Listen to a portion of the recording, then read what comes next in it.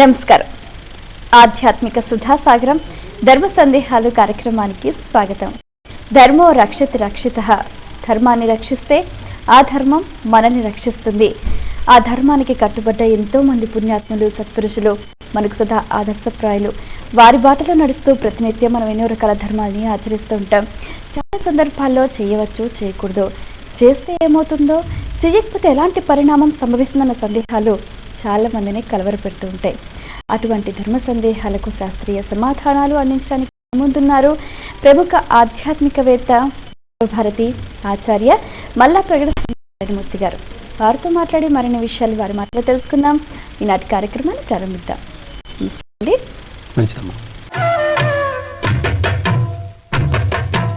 మొదటి ఉత్తరాన్ని చూద్దామండి. ఒంగోలు నుంచి ప్రకాష్ రాస్తున్నారు.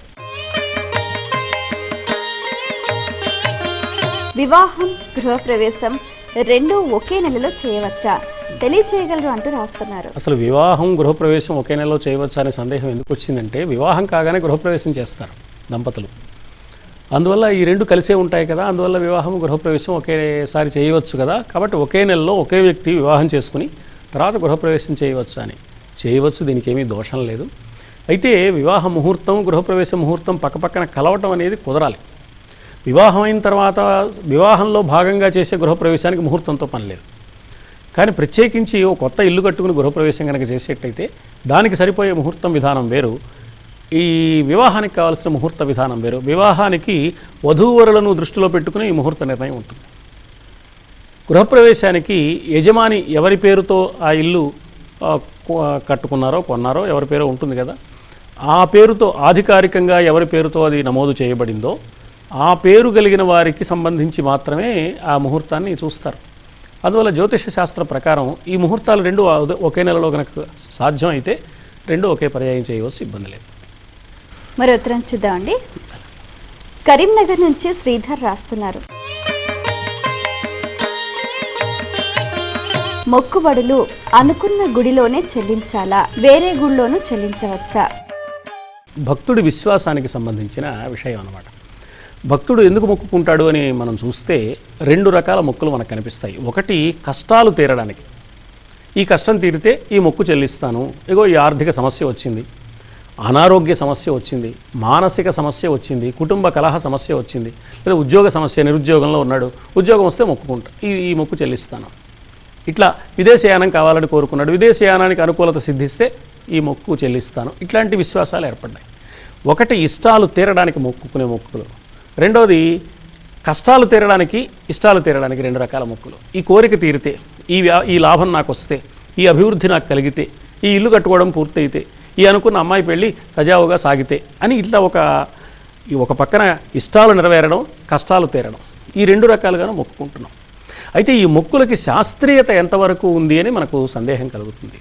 ఈ సందేహం ఎప్పుడు వస్తుందంటే, ఒకే విషయంలో ఇద్దరు మొక్కుకున్నారు రెండు రకాలుగా. ఇప్పుడు ఒక దొంగ మొక్కుకున్నాడు, నేను దొంగతనం చేయాలి, నాకేమీ ఇబ్బంది లేకుండా ఉండాలి, నేను దొరకకూడదు ఎప్పటికీ అని మొక్కుకున్నాడు. ఇతన్ని పట్టుకోవడానికి ఒక పెద్ద అధికారిని నియమించారు ప్రభుత్వం వారు. ఈ పట్టుకోవడం వల్ల అతనికి గౌరవం పెరుగుతుంది, అతని ఉద్యోగంలో హోదా పెరుగుతుంది. అతను ఏమైనా మొక్కుకుంటాడు, నాకు తప్పకుండా ఈ దొంగ దొరికేట్టు చేయమని మొక్కుకుంటాడు. అదే దేవుడికి మొక్కుకున్నాడు అనుకుందాం. ఒకే దేవుడికి ఇద్దరు రాముడికే మొక్కుకున్నారు, ఇద్దరు కనకదుర్గకే మొక్కుకున్నారు, ఇద్దరు తిరుమల వెంకటేశ్వరుడికే మొక్కుకున్నారని అనుకుందాం కాసేపు. వీళ్ళల్లో ఎవరి కోరిక తీర్చాలి భగవంతుడు? ఒకరి కోరిక తీరిస్తే రెండో వాళ్ళకు తప్పకుండా కోరిక తీర్చని పరిస్థితే కదా. అందువల్ల ఈ మొక్కు అనేది భక్తుడి విశ్వాసానికి సంబంధించింది తప్పిస్తే ఇందులో శాస్త్రీయ ప్రమాణం లేదు. ఎప్పుడైతే ఇది విశ్వాసానికి సంబంధించింది అయిందో, ఎక్కడ మొక్కుకున్నామో అక్కడే తీర్చడం అనే విశ్వాసం కూడా దాని వెంట వస్తుందన్నమాట. ఒకే రాముడైనా భద్రాచలంలో ఉన్న రాముడికి మొక్కుకుంటే భద్రాచలంలోనే ఇవ్వాలి, ఒంటిమిట్టలో ఉన్న రాముడికైతే ఒంటిమిట్టలోనే ఇవ్వాలి. ఇద్దరూ రాముడే కావచ్చు, అలాగే ఇద్దరూ శివుడే కావచ్చు. శ్రీశైలం అయితే శ్రీశైలమే, కాశీ అయితే కాశీయే.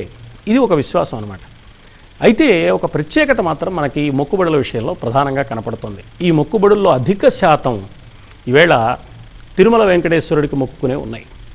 తిరుమల క్షేత్రంలో ఉన్న వెంకటేశ్వర స్వామి వారికి ఏదైనా మొక్కుకుంటే తలనీలాలిస్తామనో మరొకటనో ఏ కారణం చేతైనా ఆ అవసరం తీరిన తర్వాత తిరుమల క్షేత్రానికి వెంటనే వెళ్ళగలిగే అవకాశం లేకపోతే ద్వారకా తిరుమల, చిన్న తిరుపతికి వెళ్ళి అక్కడ మొక్కు చెల్లించవచ్చు అని ఒక ఆచారాన్ని ఏర్పాటు చేశాడు. అయితే ద్వారకా తిరుమల క్షేత్రంలో ఉన్న స్వామివారికి కనుక మొక్కుకుంటే పెద్ద తిరుపతి వెళ్ళి తిరుమల వెళ్ళి ఈ మొక్కు చెల్లించడానికి అవకాశం లేదు. ఆ శాస్త్రం ఇలా ఇంత మాత్రమే చెప్పింది.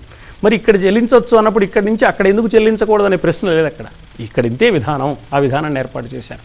అంటే మనకి ఏమర్థం అవుతుంది, మొక్కుబడులు పూర్తిగా భక్తుల విశ్వాసాలకు సంబంధించినవి మాత్రమే, దీనికి ధర్మశాస్త్ర సంబంధమైన ప్రమాణం లేదు. అయితే మొక్కుబడుల్లో ఉన్న ఉద్దేశం ఏమిటి అంటే దైవం వల్ల ప్రయోజనం పొందాం కాబట్టి కృతజ్ఞత చెల్లించడం. ఆ భావం పరిపూర్ణంగా ఉన్నప్పుడు ఎక్కడ చెల్లించినా ఇబ్బంది లేదు. అలా కానప్పుడు ఈ విశ్వాసం మీదే దృష్టి ఉన్నప్పుడు ఏమో అక్కడ మొక్కుకున్నాం ఎందుకైనా మంచిది, అక్కడే చెల్లిస్తే మంచిది అనే బలహీన మనస్కుడు కనుక అయితే అక్కడ చెల్లించడమే అతని మనస్సుకు మంచిది. లేకపోతే అతని మనసులో ఏదో తప్పు చేశామని ఒక అపరాధ భావన ఉంటుంది. ఈ అపరాధ భావన అనేక సమస్యలకి కారణమవుతుంది. ఇక అక్కడి నుంచి ఏ కష్టం వచ్చినా ఈ మొక్కు చెల్లించకపోవడం వల్ల శ్రీశైలంలో మొక్కుకుని కాశీలో ఇచ్చినందువల్ల నష్టం వచ్చింది అని రేపటి నుంచి బాధపడుతూ ఉంటాడు. ఈ మానసిక బలహీనత ఉన్నప్పుడు మాత్రం ఎక్కడ మొక్కుకున్నాడో అక్కడే చెల్లించడం మంచిది. ఎందుకంటే మొక్కు కూడా మానసిక బలహీనతలో నుంచి పుట్టిందే కాబట్టి విశ్వాసం ఆధారంగా బలహీనుడైన వాడు అసలు అన్నీ ఇచ్చే పరమాత్మకి మనం మొక్కుకోవలసిన అవసరం ఉందా, మనం మొక్కుకోకపోతే తెలీదా, ఏదో అడగందే అమ్మైనా పెట్టదంటారు. అడగకుండా పెట్టేదే అమ్మ. భగవంతుడు మనం అడగవలసిన అవసరం లేకుండానే ఎన్నో ఇస్తాడు. ఈ స్థాయి చాలని సామాన్యుడు విశ్వాసంతో మొక్కుకుంటాడు. అలా మొక్కుకున్నాడు కాబట్టి ఆ మొక్కుకున్న చోట తీర్చడమే శ్రేయస్కరమైన విషయం. అతని మనస్సుకి హాయిగా ఉంటుంది దానివల్ల. అది ఆలోచించవలసిన అంశం. మరి ఉత్తరం చూద్దామండి. అలాగే హైదరాబాద్ నుంచి గాయత్రి రాస్తున్నారు. మన వేదాల్లో విగ్రహారాధన గురించి ఉందా, తెలియజేయగలరు అంటూ రాస్తున్నారు. వేదాలలో భక్తి అనే మాటే లేదు, ఉపాసన అనే మాట ఉంది. యస్య విశ్వ ఉపాసతే అన్న మంత్రం కనపడుతుంది వేదవాంగ్మయంలో. అందువల్ల ఉపాసన అనే మాట ఉంది. ఉపాసన అంటే ఉప అంటే దగ్గరగా, ఆసన అంటే కూర్చోవడం, దగ్గరగా కూర్చుని ఆరాధించడం. ఎవరి దగ్గర కూర్చోవాలి? భగవంతుడి దగ్గర కూర్చోవాలి. భగవంతుడు ఎలా కనిపిస్తాడు? కనిపించడు కాబట్టి భగవంతుణ్ణి విగ్రహం రూపంలో ఏర్పాటు చేసుకుని ఆ విగ్రహానికి దగ్గరగా కూర్చుని ఆరాధించడం అని అర్థం చేసుకున్నారు మనవాళ్ళు. కానీ వేదవాంగ్మయంలో ఋషుల అభిప్రాయం ఏమిటి అంటే ఈ కనపడుతున్న ప్రకృతి అంతా భగవత్ స్వరూపం సుమా. నీ చుట్టూ ఏ సృష్టి ఉందో అది భగవంతుడు. ఆ భగవంతుడి శక్తే నీలో కూడా ప్రాణశక్తిగా వచ్చింది. కాబట్టి నీలో ప్రాణశక్తి రూపంలో ఉన్నదానికి చుట్టూ సృష్టికి ఒక సంబంధం ఉందన్నమాట. ఈ బల్బులో ఉన్న విద్యుత్తుకి ట్రాన్స్ఫార్మర్లో ఉన్న విద్యుత్తుకి ఎట్లా సంబంధం ఉందో ఇట్లా ఒక సంబంధం ఉంది. ఈ సంబంధాన్ని, అనుసంధానాన్ని ఎప్పటికప్పుడు నువ్వు పునశ్చరణ చేసుకుంటూ ఉండాలి అని చెప్పడం కోసం ఆరాధన విధానం ఏర్పడింది. అందువల్ల ప్రకృతి శక్తులను దైవంగా ఆరాధించే పద్ధతి మాత్రమే వేదవాంగ్మయంలో ఉంది. పురాణ వాంగ్మయం వచ్చిన తర్వాత విగ్రహాలు దైవానికి ఒక రూపం, ఆ రూపానికి ఒక విగ్రహం, ఇది తర్వాత కాలంలో ఏర్పడింది. అందువల్ల వేదాలు విగ్రహారాధనని ప్రత్యక్షంగా చెప్పలేదు, అలాగని విమర్శించను లేదు. తర్వాత విగ్రహం అనే మాటను మనం జాగ్రత్తగా అర్థం చేసుకుంటే విగ్రహారాధన వల్ల ఏం జరుగుతుంది అంటే సామాన్యుడైన వాడికి దైవం పట్ల ప్రగాఢమైన విశ్వాసం కుదరడానికి అది దోహదం చేస్తుంది.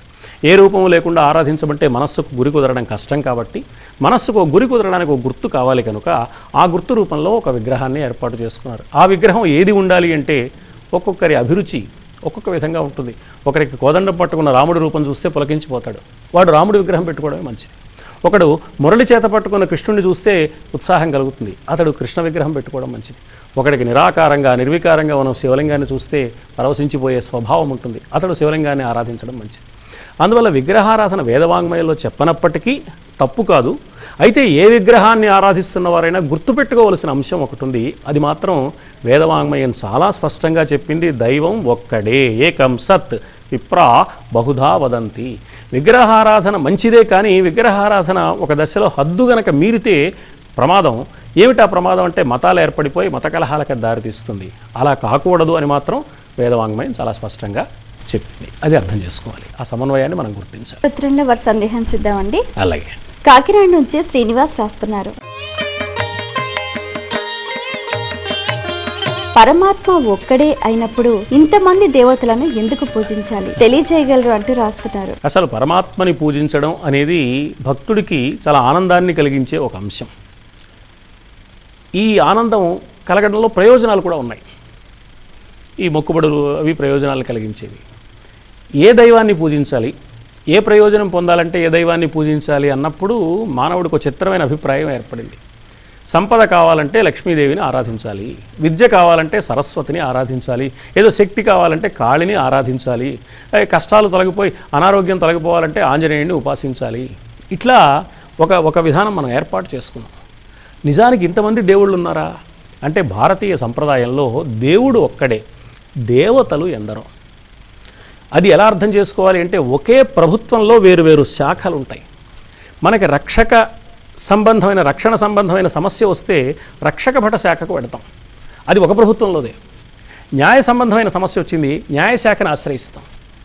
లేదు భూమి శిస్తు సంబంధమైన సమస్య వచ్చింది, భూమి శిస్తు సంబంధమైన రెవెన్యూ శాఖను మనం అభ్యర్థిస్తాం.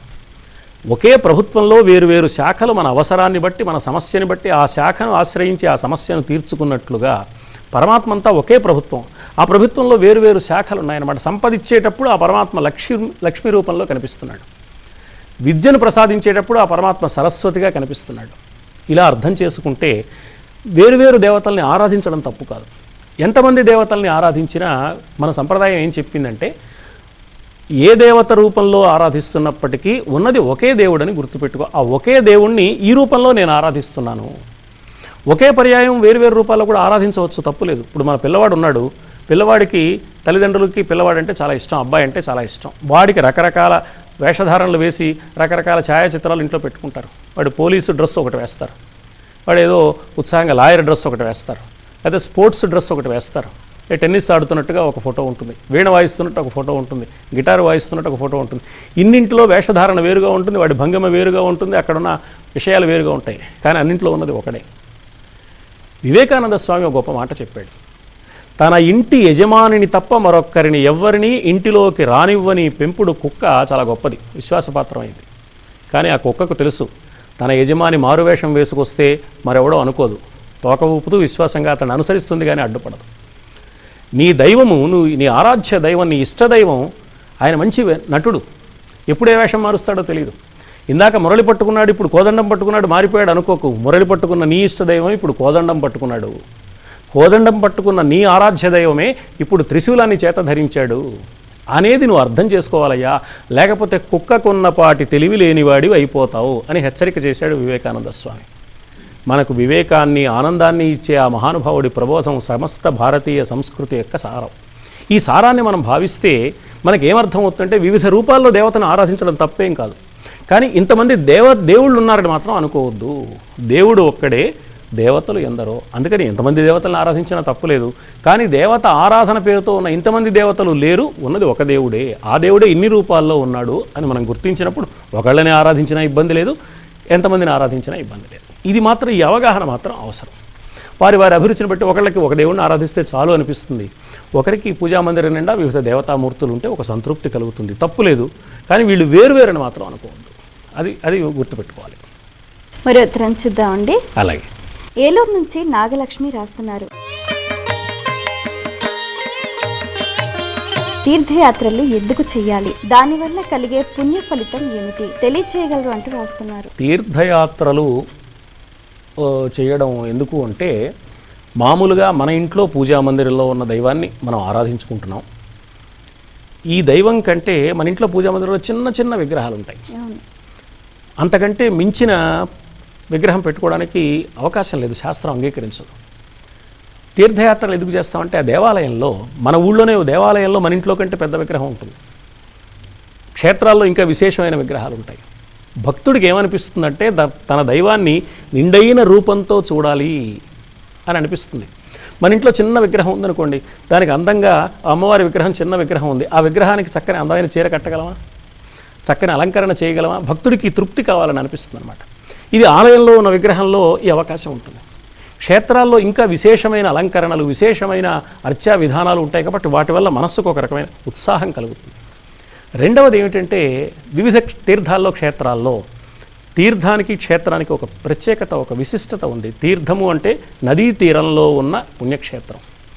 అందువల్ల అక్కడ మహర్షులు లేక దేవతలు స్వయంభూగా తనంతట తానుగా వెలసిన దేవతామూర్తులు, లేదా దేవతలు ఏ ఇంద్రుడో ఏ అగ్నిదేవుడో ప్రతిష్ఠ చేసిన దేవాలయాలు, లేక మహర్షులు ప్రతిష్ఠ చేసిన దేవాలయాలు, వారి తపశ్శక్తి, వారి సంకల్ప బలం అక్కడ ఉంటుంది. కాబట్టి ఆ ప్రభావం కూడా ఈ భక్తుడి మీద ప్రసరించడానికి అవకాశం ఉంది. మన ఇంట్లో పూజా మందిరంలో ఉన్న దైవాన్ని పూజించడం కన్నా కాశీకి వెళ్ళి ఆ విశ్వేశ్వరుని ఆరాధించడం, లేకపోతే భద్రాచలం వెళ్ళి కోదండరాముడిని ఆరాధించడంలో ఈ విశేష ప్రయోజనం ఉంది అని నమ్ముతున్నాం కాబట్టి తీర్థయాత్రలు. ఇది కాకుండా ఇంకొక అంశం కూడా ఇందులో ఇమిడి ఉంది. తీర్థయాత్రల వల్ల కలిగే లాభం ఏమిటి అంటే, తీర్థయాత్రలు మన ఇంట్లో ఉన్నట్టుగా ఉండదు. అక్కడికి వెళ్ళిన తర్వాత ఇంట్లో అన్ని సౌకర్యాలు ఉంటాయి. తీర్థయాత్రలో కొంచెం సర్దుకుపోవడం మనం నేర్చుకోవాలి. ఇలాగే నాకు ఉండాలి అని కాకుండా దైవం మీద ఉండే ఇష్టంతో అక్కడ సర్దుకుపోతాం. ఈ సర్దుకుపోయే స్వభావం యాత్రకు వెళ్ళినప్పుడు నేర్చుకుని ఆ నేర్పుతో నిజ జీవితంలో కూడా అంత నేర్పుగా మనం ప్రవర్తిస్తే ఆ దైవ ఆరాధన వల్ల కలిగే ఫలితం ఇక్కడ ఉంటుందన్నమాట. అక్కడ సర్దుకుపోయిన వాడు ఇక్కడ ఎందుకు సర్దుకుపోడు? ఇక్కడ కూడా సర్దుకుపోవడం నేర్చుకోవాలి. అక్కడే ఉన్నాడా దేవుడు, ఇక్కడ కూడా ఉన్నాడు కదా. ఈ భావనతో తీర్థయాత్ర చేస్తే విశేషమైన ప్రయోజనం ఉంటుంది. తర్వాత తీర్థయాత్రల వల్ల మానసికమైన బలం వృద్ధి పొందుతుంది. దైవం పట్ల విశేషమైన అభిరుచి, ఆసక్తి పెరుగుతుంది. దైవ ఆరాధన పట్ల ఇంకా ఉత్సుకత కలుగుతుంది. ఇవన్నీ ప్రాథమిక దశలో అవసరమైన విషయాలే. అయితే మనకి ఈ చమత్కారంగా భక్తుల కథల్లో వాటిల్లో చెప్పిన మాటలు ఏమిటి అంటే, ఎన్ని తీర్థయాత్రలు చేసినా ఈ తీర్థయాత్ర యొక్క ప్రయోజనం మనస్సులో పరివర్తన రావడం అనేది గుర్తించకపోతే ఈ తీర్థయాత్రల వల్ల పెద్దగా ప్రయోజనం ఉండదు. దానికి ఉదాహరణగా ఆ మహారాష్ట్ర భక్తుల కథల్లో ఓ దోసకాయ ఈ తీర్థయాత్ర చేసే వాళ్ళ వెంట పంపించడం, ఎన్నాళ్ళయ్యాక తిరిగి వచ్చినా కూడా, ఎన్ని క్షేత్రాలు తిరిగి వచ్చాక కూడా చేదు దోసకాయ చేదుగానే ఉంది, ఇందులో చేదు పోలేదు. అంటే దైవ ఆరాధనకు ఉపయోగపడే విధంగా, జీవన వైఖరిని సక్రమంగా మార్చుకునే విధంగా తీర్థయాత్రను వినియోగించుకోలేకపోతే ఒట్టి తీర్థయాత్ర వ్యయ ప్రయాసాలు మిగులుతాయి తప్పిస్తే ప్రయోజనం లేదు. కాబట్టి తీర్థయాత్ర వల్ల పుణ్యం ఉంది, ఫలితం ఉంది. అది మన దృష్టిని బట్టి ఆధారపడి ఉంటుంది. యాంత్రికంగా చేశామా, మనస్ఫూర్తిగా దాని అంతరార్థం తెలుసుకుని చేసామా అనే దాన్ని బట్టి ఆ ఫలితంలో భేదం ఉంటుంది. మనం చేసే విధానాన్ని బట్టి. తీర్థయాత్ర నేరం కాదు, తీర్థయాత్ర వల్ల మాత్రమే ప్రయోజనము లేదు. ఇది గుర్తించాలి. మరి ఉత్తరం చూద్దామండి. అలాగే నిజామాబాద్ నుంచి సునీల్ రాస్తున్నారు. మహాభారతం వంటివి నిత్య పారాయణ చేయవచ్చునా, తెలియచేయగలరు అంటూ రాస్తున్నారు. మహాభారతంలో ఉన్నది కూడా అది వ్యాస మహర్షి రచన, అంటే ఋషివాక్కులు. ఆ ఋషివాక్కు ఏ రూపంలో ఉన్నా, భారత రూపంలో ఉన్నా, రామాయణం రూపంలో ఉన్నా, భాగవతం రూపంలో ఉన్నా, మరొక రూపంలో ఉన్నా, సిద్ధపురుషులు, ప్రవక్తలు, ఇప్పుడు శంకరాచార్యులు వంటి వారు, మహర్షులైన వారి రచనలు ఎప్పుడూ కూడా ఋషివాక్కులో కనపడేది ఏమిటి అంటే, మానవుడు ధర్మబద్ధంగా, ప్రశాంతంగా, పవిత్రంగా, ఉదాత్తంగా జీవించడానికి ఏం కావాలో, అలా జీవించడానికి ఏం చెయ్యాలో, జీవిస్తే వచ్చే ఫలితం ఏమిటో, అలా జీవించే ప్రయత్నం చేయకపోతే వచ్చే నష్టం ఏమిటో చాలా స్పష్టంగా ఆ కథలు తెలియజేస్తాయి. అందువల్ల అది చదువుకోవడం వల్ల ఉపయోగం ఉంటుంది. రెండోది, దాన్ని పారాయణ చేయడం అంటున్నారు, అధ్యయనం చేయడం అనలేదు.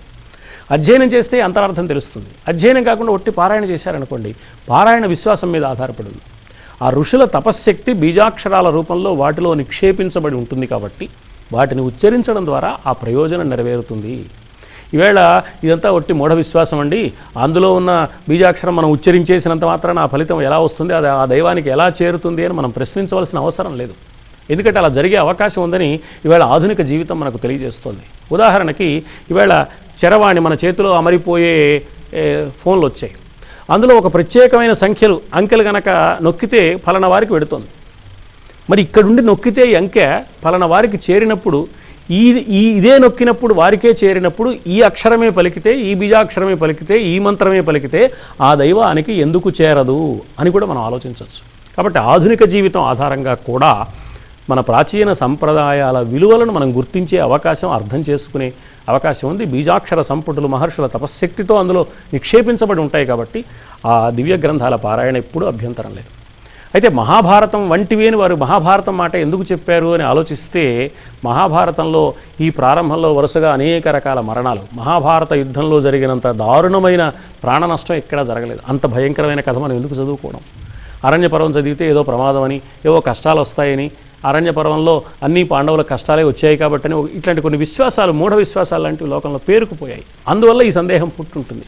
అలాంటిది ఏమీ లేదు. మహాభారతం చదువుకోవడంలో ఏం తప్పు లేదు. ఇప్పుడు ఉదాహరణకి అరణ్యపర్వం సంగతి తీసుకుంటే, పాండవులకు అరణ్యవాసం విధించబడింది సభాపర్వంలో కానీ అరణ్యపర్వంలో కాదు. కాబట్టి వాళ్ళ కష్టం సభాపర్వంలో వచ్చింది. అరణ్యపర్వంలో వాళ్ళు అన్ని విజయాలే పొందారు, అన్ని లాభాలు వచ్చాయి. రాబోయే అజ్ఞాతవాసం హాయిగా జరగడానికి కావాల్సిన ఏర్పాట్లన్నీ అరణ్యపర్వంలో జరిగాయి. కానీ ఈ లోతుగా ఆలోచించకుండా మనం ఏం చేస్తామంటే, అరణ్యపర్వంలో వాళ్ళు అరణ్యాల పాలయ్యారు కాబట్టి అది చదివితే ఏదో ప్రమాదం. ఏ విధమైన ప్రమాదము లేదు. హాయిగా చదువుకోవచ్చు. ఆ ఋషివాక్కుల యొక్క ఆంతర్యాన్ని గుర్తిస్తే ఆ అధ్యయనం వల్ల ఫలితం ఉంటుంది. ఆ మంత్ర బీజాక్షరాల ప్రభావం వల్ల పారాయణ ఫలితం కూడా తప్పకుండా వస్తుంది. ఇందులో ఏమీ సందేహించవలసిన అవసరం లేదు. హాయిగా పారాయణ చేసుకోవచ్చు. చాలా సంతోషం అండి. మీ సమయాన్ని కేటాయించి మా ప్రేక్షకుల ధర్మ సందేహాలకు శాస్త్రీయ సమాధానాలు అందించినందుకు ధన్యవాదాలు. వీక్షించారు కదండి, ఇది ఇవాల్టి మన ధర్మ సందేహాలు కార్యక్రమం. మీకు కూడా ఏవైనా ఆధ్యాత్మిక ధర్మ సందేహాలు కలిగితే మా ఈ కార్యక్రమానికి మీ సందేహాల్ని క్లుప్తంగా, సూటిగా, స్పష్టంగా పోస్ట్ కార్డ్పై లేదా ఈమెయిల్ ద్వారా రాసి పంపించండి. మా చిరునామా ధర్మ సందేహాలు, కేర్ ఆఫ్ భక్తి TV, road number 92, Jubilee hills, Hyderabad 5,96,000. మా ఈమెయిల్ ఐడి bhaktihyd@gmail.com. మరో కార్యక్రమంలో మళ్ళీ కలుసుకుందాం. అంతవరకు సెలవు. నమస్కారం.